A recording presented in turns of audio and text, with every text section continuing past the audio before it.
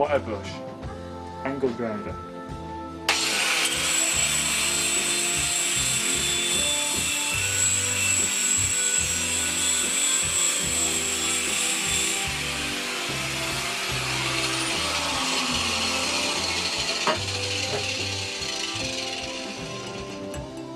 Taking off all the painted, rusty looking finish, and it's now coming down to a sort of grey galvanised section now, so it's improving.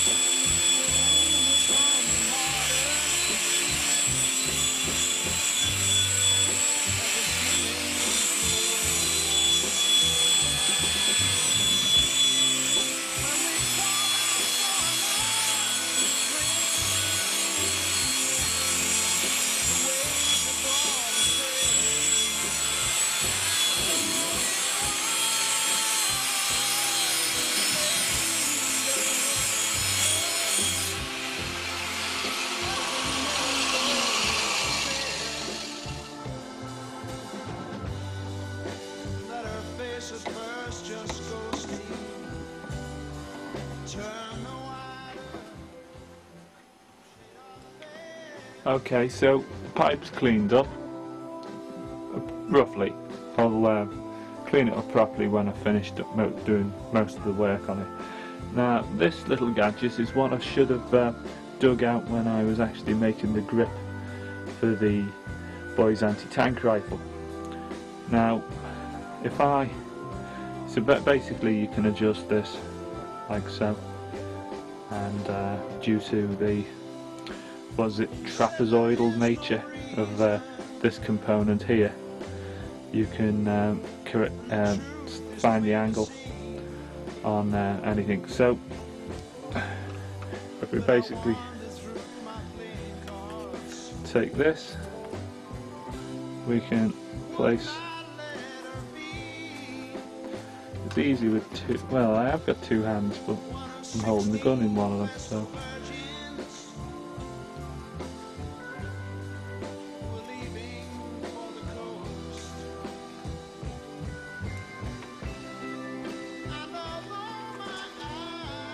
Did this before anyway, and I found that the angle was actually 70 degrees, as in that angle there is 70 degrees there. Yeah, 70 degrees from there to there. So that's going to be the next thing, to actually cut the angle on the end of this.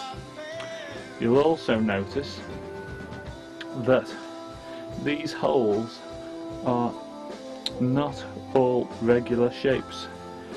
The hole right at the front, which would be the muzzle brake section of the gun, or the barrel jacket, has actually got a far shorter hole than the second hole. In fact, if we take a quick measurement on it, that hole there is actually approximately 27 millimeters in length, whereas the second hole is 45 millimeters in length, and the width on that one is 2 centimeters, 20 millimeters.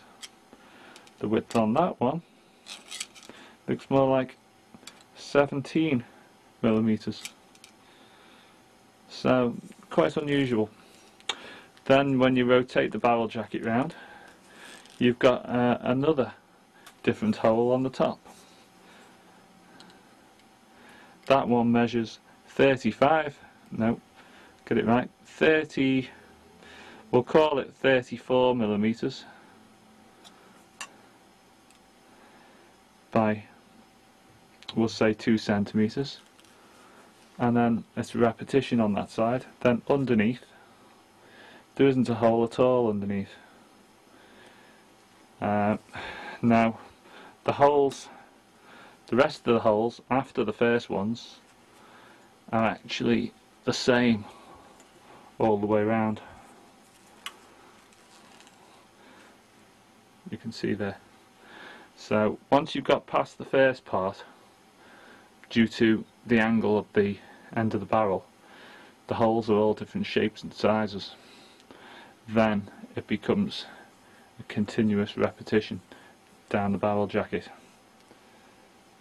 Now, I thought I brought along steel rule with me.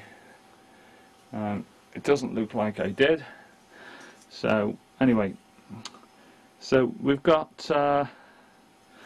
say, looking at the side, between the end of the barrel and the start of that hole, you've got approximately 9mm on the centre. Then between these holes you again have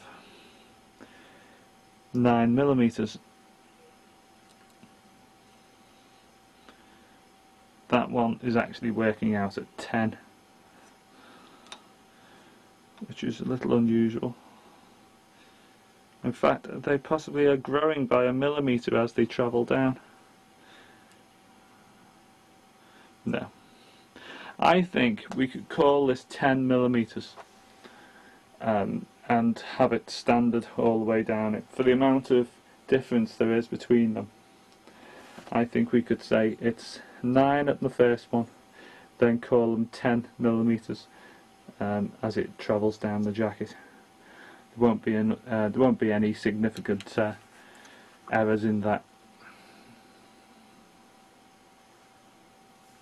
You can see underneath the barrel jacket, it's been made out of a rolled piece of steel, and it's been welded at the front section there, and here they've not actually bothered. Then as it travels down, you've then got the hinge position here, where you know, you don't have to weld it any further.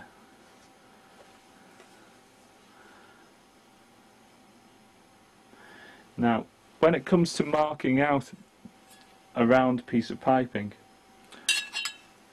there's a little trick I learnt some years ago when I was making Browning 30 cal M90 19A4 barrels, and that's basically get a piece of angle, in this case some Dexian, and if you lie it along the edge of the pipe,